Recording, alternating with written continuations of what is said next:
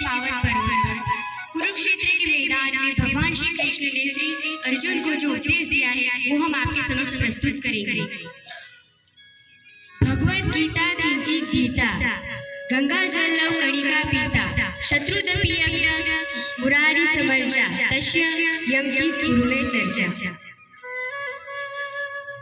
अपने अधिकार के लिए अवश्य लड़े, किंतु जिस पर अधिकार ना हो उसका मोह ना रखे। तात्पर्य ये बात कि बड़े से बड़े पर्वत को भी छोटी सी नदी का मोह नहीं रहता।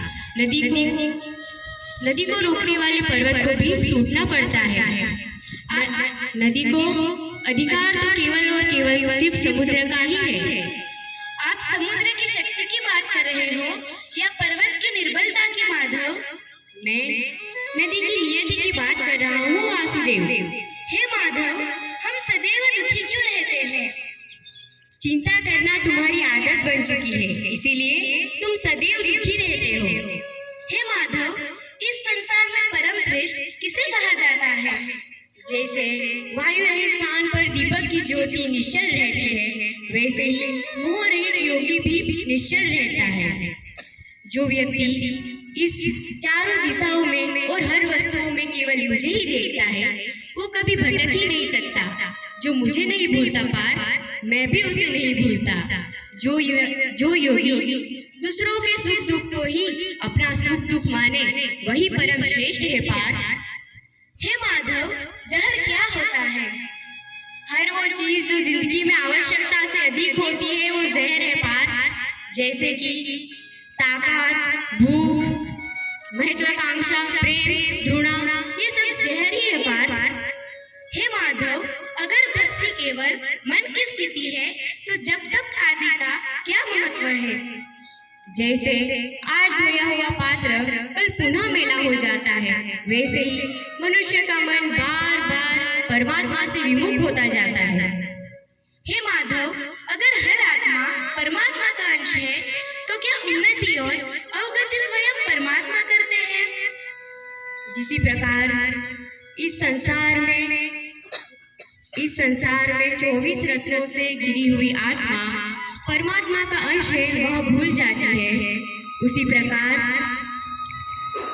प्रकार रत्न कीचड़ में गिरा हुआ रत्न चमकता नहीं। और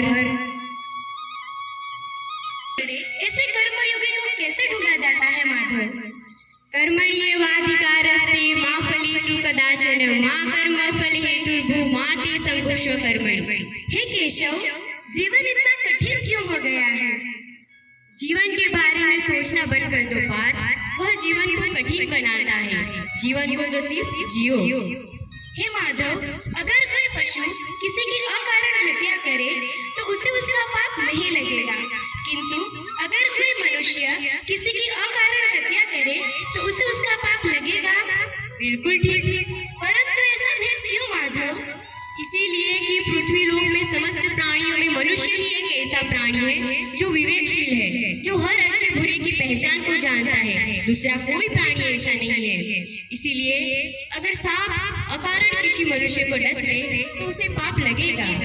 हे माधव, मन क्या होता है?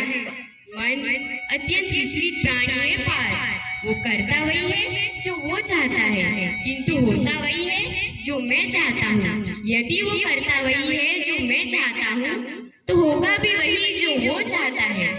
हे माधव, मेरा अंतिम प्रश्न ये है कि हम जीवन में सुखी कैसे रह सकते हैं, तन मन या धन से? बताइए माधव। हे पार्थ, यह संसार स्वार्थ से भरा हुआ है। यहाँ सभी मानवी सब अपने मतलब की ही बात को जानते हैं। सर्व परवशम दुखम सर्व आत्मवशम सुखम। इसीलिए जो इंसान सुखी रहता है वही इस संसार में सबसे सुखी है। हे माधव, मैं आपकी पुनीत वाणी से पुलकित हो चुका हूँ। मेरे ये सवाल और आपके ये उद्देशात्मक उत्तर पूरे संसार को मार्गदर्शित करते रहेंगे। धन्यवाद। धन्यवाद।